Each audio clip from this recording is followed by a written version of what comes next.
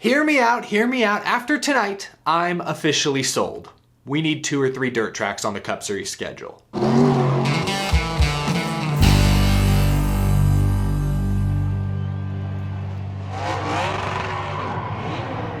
How's it going, y'all? My name is Eric. Welcome to Out of the Groove. Happy Easter. I hope everyone's had a wonderful weekend. Those of you who celebrate, I hope you had a wonderful day with family, friends, and dirt track NASCAR racing. Lots to get to tonight. My goodness, something was happening nearly every single lap tonight at Bristol Motor Speedway. We'll do our best to cover all the biggest incidents, the biggest rivalries, tempers, comers and goers, some surprising finishers inside the top 10. We'll get to all that and more in just a few moments, but we need to start with Christopher Bell, the first Joe Gibbs Racing driver to find victory lane in 2023 in a points race, I should specify. Congrats, Martin Truex Jr. on your Clash win from a couple months ago. Year 3 of the Bristol Dirt race, and finally, a dirt specialist, if you will, gets the win. Driver and crew chief deserve a ton of credit for this one. At the end of stage 1, we saw Tyler Reddick, Bubba Wallace, Martin Truex Jr., and Ty Dillon stay out. They assumed the lead. Everyone else pit for 4 fresh tires and couldn't really go anywhere. Heck, Ty Dillon held on to a top 5 spot for a couple of restarts. If Ty Dillon, no disrespect, in a Spire Motorsports car is hanging on to a top 5 spot, that tells you tires don't really matter. Not to mention in stage 2, Tyler Reddick on those older tires actually drove up and took the lead to win the stage. Adam Stevens saw that, and at the end of stage 2 opted to leave Christopher Bell out. Did not pit before stage 3, 100 lap segment. Bell assumed the lead, and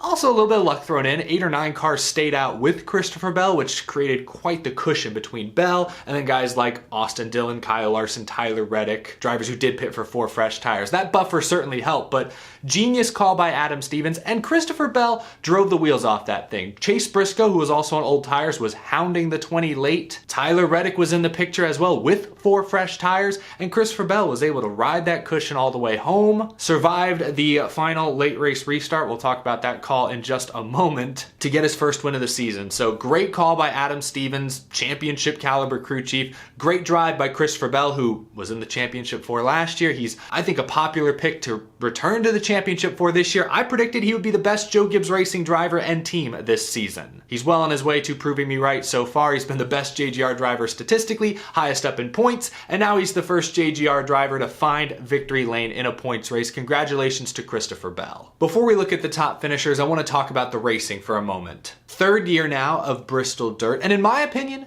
the event just keeps getting better. I think this was the best race of the 3 by far. Multiple grooves all night long. You didn't have visibility issues like you did in year 1 when it was a day race. The track was slick for sure, but overall well prepared. It was multiple grooves all night long. It was tough to pass, but it was very easy to get side by side for the best drivers to bubble to the front. We saw an awful lot of Christopher Bell, Kyle Larson, Tyler Reddick, who was up front in last year's race, Kyle Busch, who won last year's race. Those are the drivers, those are the names that we saw up front most of the evening. Chase Briscoe, dirt racer, was up front at the end of last year's race. Austin Dillon was the one kind of surprising name up in the top 5 most of the night, but he did win the Eldora Dirt Derby a decade ago. He's run dirt cars in his life, so maybe not too big a surprise. Great racing tonight, fantastic racing tonight. Like I said at the beginning, I'm sold. I think NASCAR needs to add at least 1 or 2 additional dirt tracks, dirt races to the Cup Series schedule. I'm being serious. These days, fans love to praise how diverse NASCAR's schedule is. You have super speedways, massive ovals for pack racing. You've got intermediate ovals, short ovals, a stadium oval, road courses, a street course now. You have 1 dirt race. Teams work on their road course package. They specialize in their super speedway package. With just 1 dirt race, such a one-off, such a weird kind of fluky event, you get the impression nobody's really focusing on this race, this style of racing. If you add a couple more dirt tracks to the schedule, teams will be forced to take dirt racing more seriously, to put more care and attention to detail into these events. And I think that will make the NASCAR Cup Series schedule all the more legit. 1 dirt race, you can kind of sit that one out, but 2, 3, that's too many points on the line. You got to take these races seriously. To be good in NASCAR, to collect regular season points, you got to be great at ovals, road courses, super speedways, and dirt tracks to collect all those points. To me, that would add a ton of legitimacy to the Cup Series schedule, and I'm convinced after tonight that NASCAR is more than capable of putting on great shows consistently at dirt tracks, on dirt tracks. Yeah, there was a lot of spins, a lot of cautions, especially in the first half of this race that did hurt the pacing, but this event was over in under 3 hours. It was like 2 hours and 40 minutes from green to checkered, and that's with red flags in between each stage break. This race didn't drag. It was not slow. It was not, I don't think it was boring at all. I thought the racing was fantastic. Really, that goes for the whole weekend. Even the truck race last night, I know Joey Logano kind of dominated, but behind him, racing was fantastic. The heats yesterday were great, trucks and cup. Bring Xfinity here next time, if there is a next time. You know, I'm over here asking for more dirt tracks on the schedule, and we don't know for sure if Bristol is returning. And I will say this, as much as I enjoyed tonight's race, and I hope many of you out there did as well, I understand not everyone loves dirt racing, but I think we saw a great race tonight. Fantastic stuff. As much as I may love it, it did look like the crowd tonight was less than last year. Still better than the last few years of concrete spring Bristol, but not quite as good as last year. And that's just me watching on TV. That's just the eyeball test. I don't have exact numbers. If fans are losing interest in Bristol Dirt, maybe I'm in the minority, and I'll admit that. I want what's healthiest, what's best for the sport. I love all NASCAR racing at all tracks, but in my perfect world, I'd like to see a couple of dirt tracks on the schedule. Purpose-built dirt tracks. They can keep Bristol Dirt if they insist. But Eldora, maybe Knoxville for Cup, I would love to see those added to the schedule in the near future if possible. I'm sold after watching tonight's race. Let's take a look at the top finishers. Christopher Bell, like I said, gets the win. For the second year in a row, Tyler Reddick comes up just short. Boy, Tyler Reddick was about to throw that 45 car into turns 3 and 4 until the caution came out for Ross Chastain, just stopped in the middle of the corner. We can actually blame Ross Chastain for this one. I didn't see what happened to Chastain. It was a legit caution. You couldn't have the entire field, the leaders, barreling through 3 and 4 with a car stopped in the middle of the groove. Had to throw the caution, just stinks. We could have seen Reddick really throw a haymaker at Bell. Maybe I'm glad in a way that this didn't go green to the finish because, you know, I didn't want to see Reddick just clean himself and Bell out like Briscoe did last year. I felt like Reddick or Bell deserved to win this race. Maybe they would have kept it clean, just aggressive. I don't know. It would have been an interesting finish nonetheless. We didn't quite get that. Austin Dillon ends up third. Like I mentioned, he was consistently inside the top 5 all night long. I did not expect Austin Dillon to show that kind of speed, consistency on a dirt track, but lo and behold, here we were. Good finish for him. Ricky Stenhouse, who has some dirt racing in his background, he gets a top 5 as well. This is his best finish since his Daytona 500 win, so good for him. Chase Briscoe ends up 5th. He was very competitive tonight, but got into the back of Ryan Blaney on the final restart. I need to see a better replay. Looked like Blaney came up off the bottom a little, but Briscoe trying to wedge his car into a hole that probably wasn't there. Spun Blaney around. I feel for Blaney. Looked like he was about to finish inside the top 5. A really solid points day. Instead, you don't see him anywhere on this list. Victim of that final caution coming out. NASCAR throwing that yellow for Kyle Busch,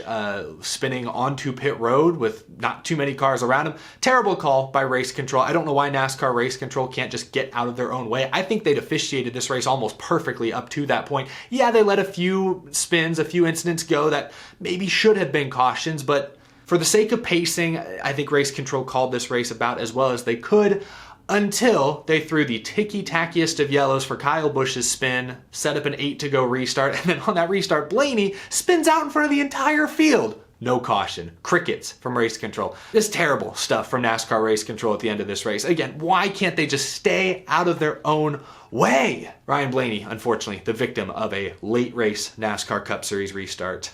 A few shout outs I want to give. Todd Gilliland played the same strategy as Christopher Bell, holds on for a top 10 finish. Great run out of Todd Gilliland. I feel like we've said that a few times this year. In fact, last week at Richmond, he held on to a top 15 after his crew chief, his pit crew, played some alternative strategy. So they've taken some bold risks, and the driver, at least the last 2 weeks, has gotten the most out of it. So great work by the front row team. McDowell ends up 11th. That's awesome. I skipped over Justin Haley. My bad. Justin Haley impressed me. Early in this race, stage 1, he started back in the mid-20s, I think. I look up, he's in 9th. 9th! And it was tough to pass out there, but Justin Haley steadily moving his way towards the front. That beautiful tide ride gets a 6th place finish out of it. What a run tonight for Justin Haley. I think he even got some stage points, so kudos. Kevin Harvick, I don't think we said his name once tonight. He was outside the top 20. He was outside the top 30 at one point early on. He was the worst running SHR car. I don't remember the last time we said that. I don't think we've ever said that. He grits, he grinds, he rallies for a top 10. And Ty Gibbs, 4th straight top 10 finish for the young rookie. He's getting it done. It's not flashy, but that's not what Ty Gibbs needs to do this year. In fact, the perfect season, the perfect rookie season for Ty Gibbs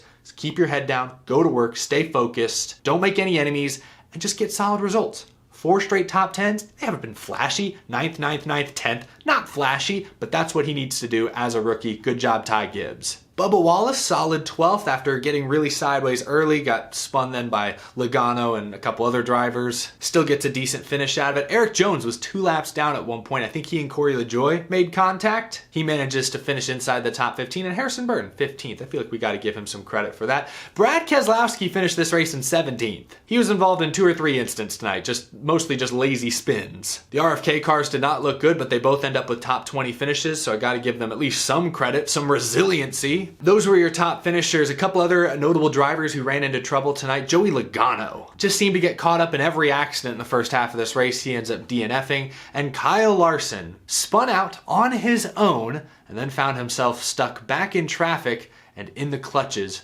of Ryan Preece. Oh, Ryan Preece! Early in this race, Ryan Preece and Kyle Larson made contact. Larson just pinched Preece into the outside wall pretty hard. Ryan Preece was not happy. He has every right to be unhappy, whether it was the spotter's fault or Larson's fault.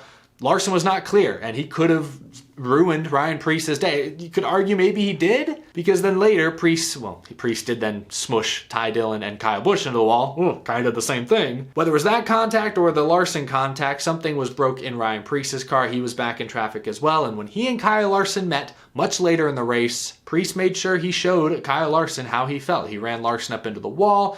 Larson said something broke on his car. That's what sent him back down the track into Preece and then around. Maybe Larson was just mad and was trying to retaliate and did it wrong. I don't know. He could just be covering for himself. He can't admit to doing anything on purpose. But Ryan Preece has been all talk the last few weeks. After COTA, he called everyone hacks, said people need to get their butts whooped, but used more colorful, explicit language. He and his team were on fire on the radio tonight. I will give Preece credit for at least sticking up for himself, doing something on the track, not just using his words, actually using some actions. Actions speak louder than words. We're all taught that at a young age. I'll give Preece some credit. He tried to stand up for himself tonight. I'm okay with what he did on the track, but like I said, one of the replays I saw showed Ryan Preece making the exact same mistake Kyle Larson made. So, I don't know. I'm kind of just shrugging here. I'm glad he stood up for himself. I hate when drivers just talk and are no action, but I don't know. Look in the mirror. Guys were pinching each other, running each other into the wall all night long, and you yourself were guilty of it at least once that the cameras caught. So, I'm just going to keep shrugging. My shoulders are tight. That was probably the juiciest drama tonight. I need to check my notes. Am I forgetting anything? Oh, Michael McDowell, that legend with the back-to-back 360 spins. The one they threw a caution for was the most impressive because he gets sideways, spins out in the middle of the pack, completes the 360, gets that car pointed straight. When the dust began to settle, I think he'd only lost like 3 or 4 positions. Dude was 360 in the middle of a NASCAR Cup Series pack and lost an insignificant number of positions. That's crazy. Legendary stuff. That was the sexiest crash I have ever seen. I think that's about it. Eric Almirola, Kyle Busch, I thought they were going to finish inside the top 10, but Busch spun out on a pit road, and then Almirola had, I think, a broken right rear toe link maybe. He had some issue at the end of this race, so neither of them got the finishes I thought they deserved. Let me know down in the comments below how your favorite driver did. If you feel my assessment was fair or if I missed an important detail, let me know down in the comment section below. Let's put this race on the groovy gauge. I don't have too much else to add. I thought it was a fantastic race. Last week's race at Richmond was maybe the best race of the season, and tonight at Bristol Dirt, it might have been a close second. I had a blast. Again, the pacing struggled a bit in the first half. A lot of, 5-10 lap runs, spins, caution, restart. But like I said, the race was over in less than 3 hours. I did not feel like this event dragged. We saw some fantastic slide jobs, trading back and forth for the lead. This had everything you would want from NASCAR Cup Series cars on dirt at Bristol Motor Speedway. 90%. I think that's what I gave Richmond last week. Okay, we'll go 89. 89%. For the Bristol Dirt race. I had a blast. I thought it was a really good race. Like I said, I'm sold. I'd like to see more dirt races on the Cup Series schedule. Maybe I'm a contrarian in saying this, but I think adding more dirt races will make NASCAR drivers and the schedule look more legit. We can't complain about there being too many cookie cutter tracks on the schedule and then also complain when NASCAR tries dirt racing and puts on a show like they did tonight. Couple things I didn't mention, but respect to JJ Yaley for qualifying third, was great in his heat race yesterday. Chase Briscoe has potentially a broken finger, may or may not need surgery on it this week. That's inconclusive, but nicely done, gritting his way through tonight's race and getting himself a top 5. Jonathan Davenport, dirt ringer, was up inside the top 20 for a while. A spin knocked him to the back, and I didn't see why he ultimately retired from the race, but you hate to see his Cup Series debut come to an early end. Matt Crafton filling in for Cody Ware, who was out due to personal reasons, was also up inside the top 20 early. At one point, both he and JJ Yaley, both Rick Ware cars, were inside the top 20. That was a pretty cool moment for that team, and then Crafton spun out. I didn't see where he finished. But yeah, I don't have too much else to add. I thought the broadcast was pretty good. I thought Clint Boyer and Tony Stewart sounded about as natural together as they have so far. And even though this race is on Big Fox, I didn't think the commercials interrupted the action too much. It's probably because we had so many cautions. Mike Joy was paying attention, spotting wrecks before the cameras did. Overall, decent broadcast. Certainly could still be improved, but I'm not going to complain. Not tonight, at least. I'm in a good mood tonight, honestly. I had a really good time watching this race. I'm not going to sit here and vent and complain. I've done that. I feel like I've vented too much this week. This week's been full of confusing, convoluted, maybe even negative storylines. I'm glad tonight's race was enjoyable, was fun. So I'm going to leave it at that. Thank you so much for watching. If you enjoyed this video, please leave it a like. It helps the channel out a ton. And if you're new, be sure to hit that subscribe button if you love all things NASCAR. Thank you to my Patreon supporters as well for your continued support. I will be on the road this week. I can't tell you exactly where I'll be or what I'll be doing, but you'll see it on this channel soon enough. I will be at Martinsville next weekend. Looking forward to that. Hope to see a bunch of y'all there. In the meantime, have a wonderful rest of your Easter Sunday. Hope you have a great start to your week. I'll see you in the next episode, y'all. Thanks for watching.